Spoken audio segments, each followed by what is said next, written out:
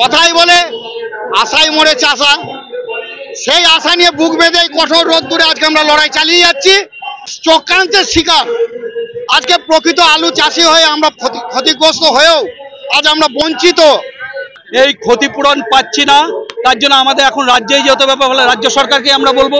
পাশাপাশি কেন্দ্র সরকারের কাছে আমাদের বক্তব্য যে আজকে কেন্দ্র রাজ্য উভয় সরকারই চাষির বিষয়টা দেখুক।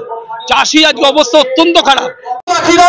তারা বিমার টাকা ঠিক মতো পাচ্ছে না। গত 21 সালে বিমার টাকা তারা চলবে, সরকার কোনো কর্মবাদ করছে না, প্রশাসন কোনো কর্মবাদ করছে না। দাবি তারা করে বলছে যে অবিলম্বে 100% ক্ষতিপূরণ দাও, 100% ক্ষতিপূরণ। কিন্তু কৃষকরা কেন আজকে তাদের ন্যায্য টাকা পাচ্ছে না? কেন ন্যায্য টাকা? এখানে যখন রাস্তায় দাঁড়িয়ে আছে কৃষকরা, প্রত্যেকে বিভিন্ন গ্রাম থেকে আমরা কৃষকরা আমার সহযোগী কৃষকের মজুর যদি ঐক্যবদ্ধ হয় প্রতিটা জায়গায় প্রতিটা আপন। আজকে এখানে আমরা কৃষি ও কৃষক বাঁচাও কমিটি এবং কৃষক ঐক্য মঞ্চের যুক্তভাবে এখানে আমরা কৃষক বিক্ষোভ সমাবেশ করছি এবং মাননীয় জেলা শাসকের কাছে আমরা ডেপুটেশন দেবো। আপনারা জানেন যে গত বছর ডিসেম্বর মাসে পূর্ব বর্ধমান জেলায় যে অকাল বৃষ্টি হয়েছিল, এই অকাল বৃষ্টির ফলে বহু আলু চাষি ধান চাষির ফসল বহু নষ্ট হয়ে গেছিল, কিন্তু সরকার ক্ষতিপূরণের কথা এখনো ঘোষণা করেনি।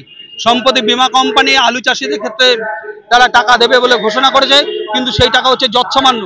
ক্ষতি যেখানে যেমন হয়েছে সেই ক্ষতির পরিমাণ তারা ঠিকমতো পরিমাপ করেনি। শুধু তাই না, বিভিন্ন জায়গায় বিভিন্ন ধরনের ক্ষতিপূরণ তারা দেখিয়েছে এবং যার ফলে যেখানে যথার্থই ক্ষতি হয়েছে সেখানকার চাষিরা তারা ক্ষতিপূরণ পায়নি।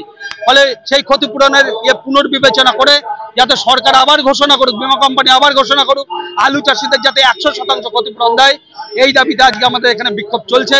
এর পাশাপাশি ধান চাষি যারা ক্ষতিগ্রস্ত হয়েছে তাদের সার্বিক ক্ষতিপূরণের কথা সরকার ঘোষণা করুক।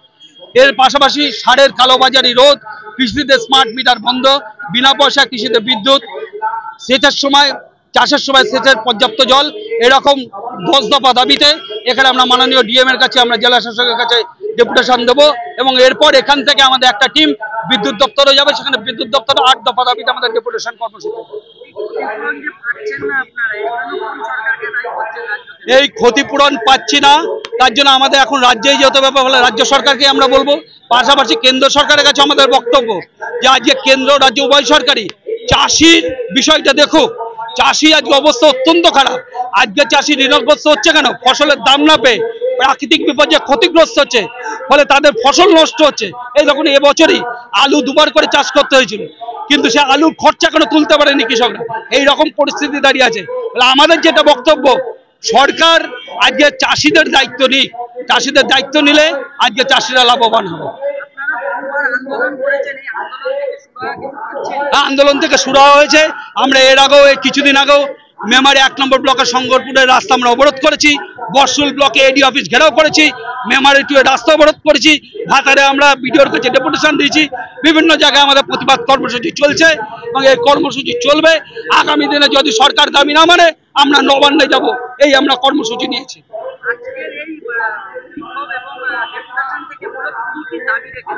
মূল দাবি হচ্ছে আলুর ক্ষতিপূরণ 100% টাকা বিমার মাধ্যমে দিতে হবে, ধান চাষিদের ক্ষতিপূরণ দিতে হবে, যারা সাবমার্সিবল চালায় তাদের এলপিএসসি মুকুব করতে হবে, লেট ফাইন সারচার্জ এটাকে মুকুব করতে হবে, কৃষিতে বিনা পয়সা বিদ্যুৎ দিতে হবে। এগুলো হচ্ছে আমাদের মূল দাবি। আজকে মেমারি 1, 2, বর্ধমান 2, বর্ষল, কাটোয়ান, কাকটাটু, মন্তেশ্বর, ভাতার, গলসি জেলার বিভিন্ন অংশ থেকে এখানে আজকে চাষিরা উপস্থিত হয়েছে। আমার নাম হচ্ছে অনুরুদ্ধ কুণ্ডু, আমি কৃষি ও কৃষক বাঁচাও কমিটির জেলা সভাপতি। আলুর দাম যেটা 35 থেকে 40 টাকা, এটা চাষিরা কেউ পায়নি, পেয়েছে হচ্ছে আড়তদাররা, ফাটকাবাররা, তারা পেয়েছে। যখন মাঠ থেকে আলুটা উঠেছে তখন চাষিরা কেউ আলুর দাম পায়নি। আলুর কালোবাজারি হচ্ছে, সারেরও তো কালোবাজারি হচ্ছে। যখন চাষ হয়েছে সারের ব্যাপক কালোবাজারি হচ্ছে। 10-26 সার 1460 টাকার বদলে 2000 টাকা, 2200 টাকা, 2500 টাকায় বিক্রি হচ্ছে। এই তখন আবার চাষ শুরু হবে, বর্ষার চাষ, দেখুন সারের আবার কালোবাজারি হবে।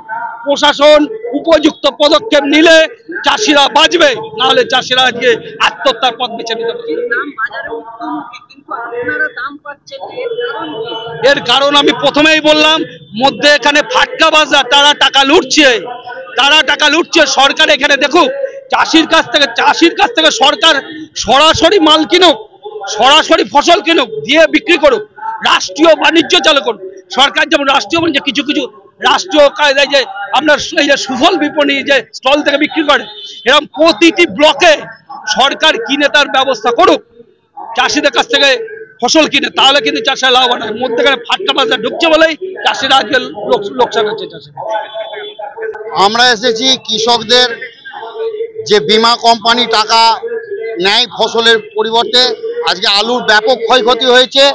আমরা বরশুল 2 নম্বর জিপির আন্ডারে যে কৃষক, সেখানে প্রকৃত আলু চাষের এলাকা এবং ব্যাপক হারে আলুর ক্ষতি হয়েছে।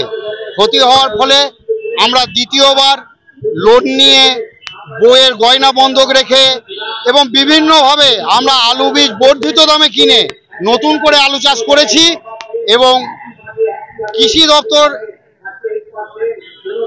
আমরা সজাগ করাতে তাদের কাছে ডেপুটেশন দেওয়ার জন্য কৃষি দপ্তর থেকে এডিও সাহেব ক্রপ কাটিংয়ের মাধ্যমে ওনারা বিভিন্ন পদ্ধতিতে বা স্যাটেলাইটের মাধ্যমে যে কোনো নিদর্শন যা নেবার নিয়ে গেছেন।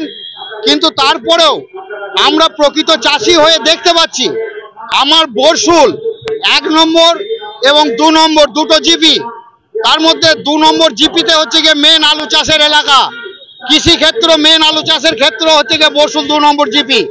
তার সত্ত্বেও আমরা দেখতে পাচ্ছি আমরা বীমা কোম্পানির তরফ থেকে ব্যাপক ক্ষতিগ্রস্ত হওয়ার পরেও আমরা মাত্র 14% ক্ষতিপূরণ পাচ্ছি।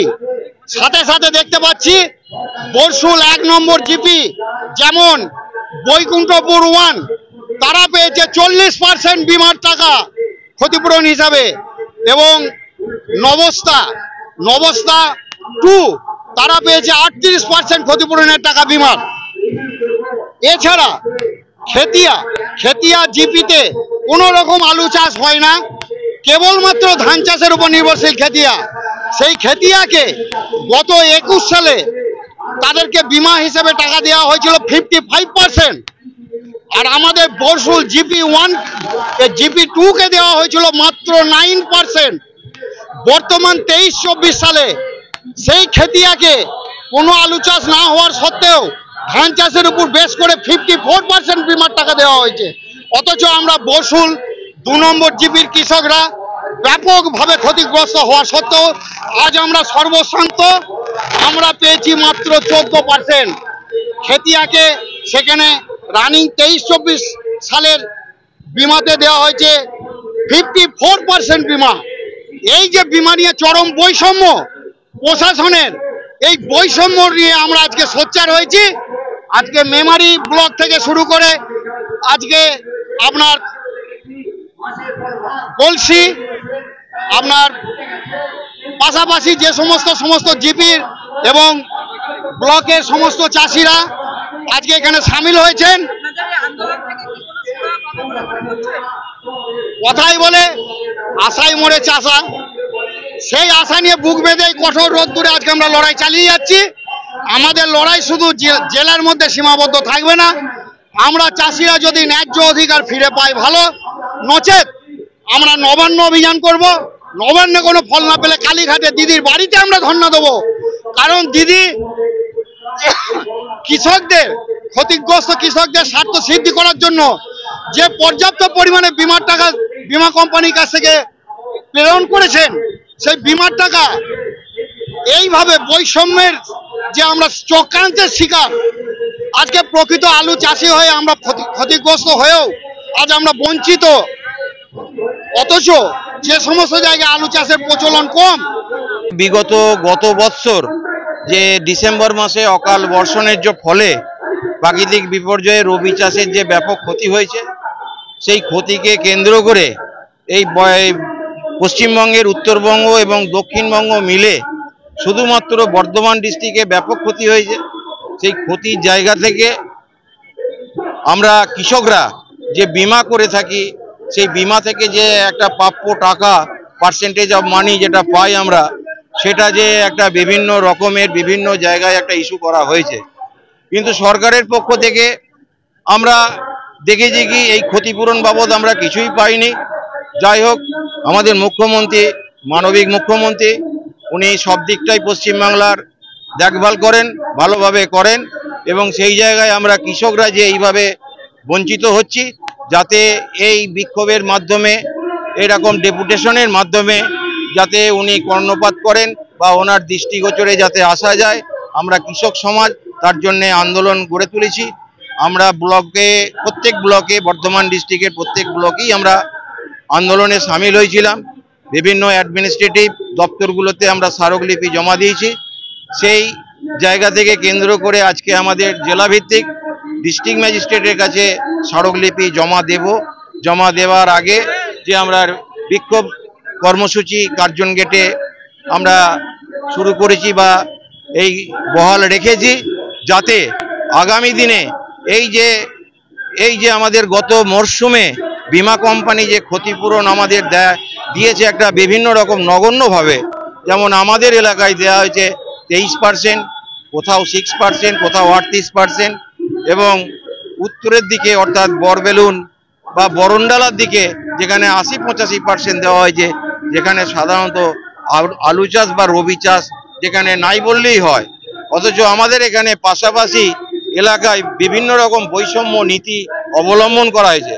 আমরা এই দাবি সোচ্চার করছি, এই বৈষম্য নীতি এর মধ্যস্থতাকারী কিভাবে এটাকে কাটমানি হলো সেটাকে দেখার জন্যে আমরা আবার একবার পশ্চিমবাংলার মুখ্যমন্ত্রী মাননীয়া মমতা ব্যানার্জিকে সাধুবাদ এবং আমাদের কৃষকদের তরফ থেকে ওনাকে অসংখ্য ধন্যবাদ নমস্কার জানিয়ে আমরা এটা বলতে চাইছি, যাতে এই বৈষম্য নীতির যাতে অবসান ঘটে এবং চাষিদের এই দুর্দশার কথা যাতে উনি ভাবেন সেটা অবশ্যই দেখবেন।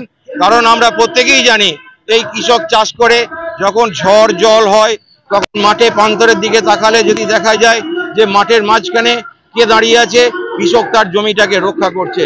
কারণ এই কৃষকই একমাত্র জীবনের ঝুঁকি নিয়ে মাঠে প্রান্তরে গিয়ে ফসল ফলায় এবং সেই ফসল ফলিয়ে ভালো ফসলটাকে বাজারজাত করা হয়। কারণ আমরা করি এই কারণেই, কারণ আমাদের ছেলে বউ নিয়ে সংসার প্রতিপালিত হবে না বলে আমাদের সেইখানে কানা কুজোটা যেটা পড়ে থাকে সেটাকেই আমরা দিন যাপন করি। এতেও আমরা আনন্দের সঙ্গে বসবাস করা বা কৃষিকাজ নিয়ে বজায় ছিলাম। কিন্তু আজকে এমন একটা জায়গায় দিন দরিদ্র হত দরিদ্র হতে দাঁড়িয়েছি যে কৃষকরা আত্মহত্যা করতে বাধ্য হচ্ছে। কারণ করোনাকালে আমরা কি দেখেছি, যেখানে সকল মানুষ একটা সামাজিক ডিস্টেন্স মেনে চলছে, সেখানে আমরা কৃষকরা আমরা মূলত এখানে দায়ী করছি বিমা কোম্পানিকে। বর্তমানে বিমা কোম্পানি যে বৈষম্য নীতি অবলম্বন করেছে এটা অবিলম্বে দূর করুক এবং আমাদের 100% বিমা যাতে দেওয়া হয় তা নিশ্চিত করুন, এই মর্মে আমাদের আবেদন। রাজ্য সরকার এ ব্যাপারে এখনো কোনো রকম সহযোগিতা হয়তো করবেন, আশ্বাস দিয়েছেন করবেন, হয়তো আগামী দিনে এটা সুরাহা হবে বলে মনে করছি, কিন্তু এখনো আমরা সুরাহার দিকে যাইনি।